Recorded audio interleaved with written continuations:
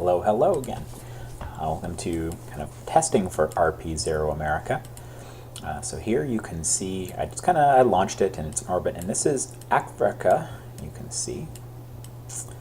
Actually, not sure. I think that bit is called the Horn of Africa, but I'm not sure what the hollow bit of Africa is called.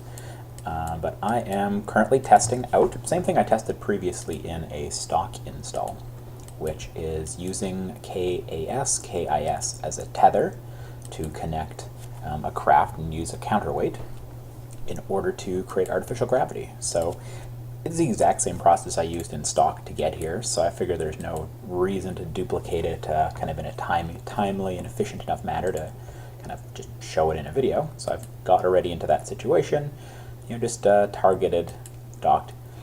I put docking ports. You can see kind of the standard Apollo docking port there, and there's one on the Saturn, the S4B dry stage there as well. I just kind of put it within there and targeted it, had an astronaut attach a tether and just use it as a counterweight. So now we're spinning at, I don't know, actually I'll have to do a count to kind of calculate what the RPM is, because that will kind of that will determine somewhat how decent the gravity should feel for the astronauts. But as you can see here, I've kind of got it to graph pitch with time, and this is the acceleration. So it is a little, there are little bits of change, and you can see that constantly in the number here. So I don't have it perfectly stable, but I feel like this is good enough as a demonstration before I use it in my career mode. But if you're not aware, I intend to carry out kind of an early, let's say late 70s or early 80s Mars Direct type mission using Gemini, Apollo, Saturn hardware, as well as additional developed hardware. But on the way to Mars, you ideally don't want your astronauts floating in zero gravity, and using basically using the dry stage which threw you towards Mars as a counterweight, attaching, spinning, counter to it is a way to create an artificial gravity. As you can see here, the astronauts, because they're constantly being swung around a center of mass, a shared center of mass with this kind of combination, they're consistently feeling about 1/3 of a G, which happens to be, pretty close to the gravity they will experience when they're on the surface of Mars. So, we could spin it faster if they want to experience 1G. That will put more tension on the cable. I still need to do calculations to see roughly how massive the tether and cable itself should be realistically, because that's something I should account for in my mission design.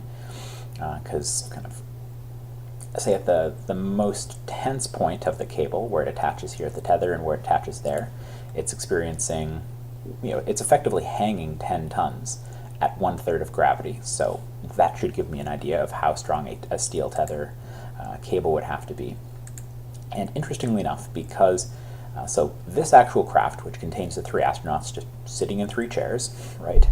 By the way, this is from Blue Dog Design Bureau. I haven't yet kind of estimated a price for it, so it's not RP0, but it's realistically configured, as you can see here. I might need to put a fuel cell in it still, I don't recall. But so this total craft containing people, it'll have resources for about 2 weeks, so they can see what 2 weeks of life in 0G, or sorry, in this artificial gravity will be like. So this total craft, that's basically what it'll be capable of my RP0 mission. It weighs just a little over 10 tons. You can see how much RCS fuel we expended in order to spin this up. So a good chunk of our RCS fuel, but actually let me just turn this engine on. So we still have enough fuel within this, and I can probably add a bit more NTO or something in order to kind of counter how much. Usually we don't use nearly that much RCS in my actual RP0 games. Anyway, so 300 meters per second, that's still plenty to deorbit this craft once we decide to go home. It also got into a pretty high orbit because this is quite light of a payload for a Saturn IB. Let's see, so from this perspective, so the center of mass is somewhere between them depending on the mass of the two. So this actual craft is just a little over 10 tons, and if I switch over to the other craft with the square brackety key on the keyboard, we can basically see, mark reset, we can basically see the same thing from this perspective. So so the center of mass, because this is heavier, the dry stage here is a bit heavier, it experiences a lower g-force because it's kind of feels like it's being hung from a center of mass point between them. In practice, I'll probably put RCS ports on this around the center of mass of the dry stage, because that'll be a more stable way to spin them up. And also it means I won't have to deplete, because I have extra mass. I've considered sending up an auxiliary payload rather than just directly docking to this, because we have the extra mass that we could throw into orbit.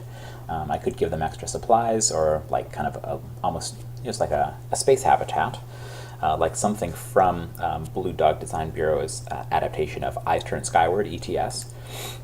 So that would give them a way to survive in space longer as a test. Might do that later on, because that'll require a lot more configuration and a bit of confirming research to see what's realistic and what isn't. Let's see what else. So yeah, this is by putting the RCS on here and using the additional mass that I place on this to spin it up, then I won't be depleting nearly as many resources in the crewed part, which it's crucial to keep enough RCS resources in order to be able to deorbit the craft or do whatever it may need to do. And we've placed the payload in a very high orbit here, even well above what the ISS is, at least with one. And so again, just if you didn't watch my stock video, I'll try to remember to link that in this, but also the secret sauce of this. So in transit to Mars, obviously, because it's experiencing acceleration, I can't go into time warp. But from this perspective, I can actually tell it to pretend like to KAS, KIS, which is I'm using for the winch here. There we go, and now we're over the rift valleys of Africa.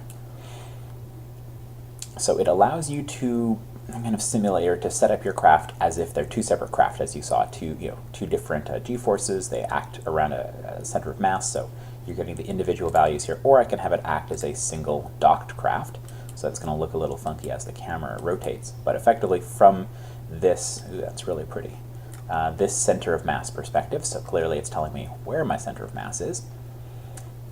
The overall craft, because that's an artificial gravity that those people are experiencing from the center of mass's perspective, it is not experiencing g-forces, it is simply rotating about its center of mass, which, well, that wasn't right. I need to figure that out.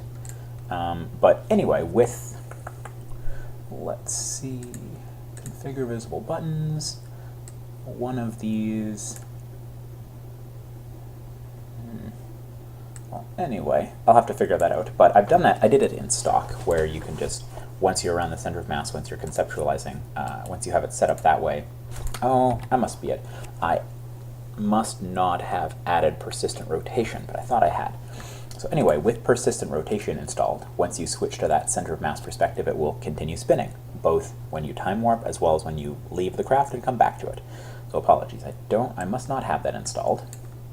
So fair enough, I need to add that to my to-do list, but that will let them rotate, and then you can kind of switch back perspectives. Yeah, anyway, that's just my demonstration. Thanks for watching. Goodbye.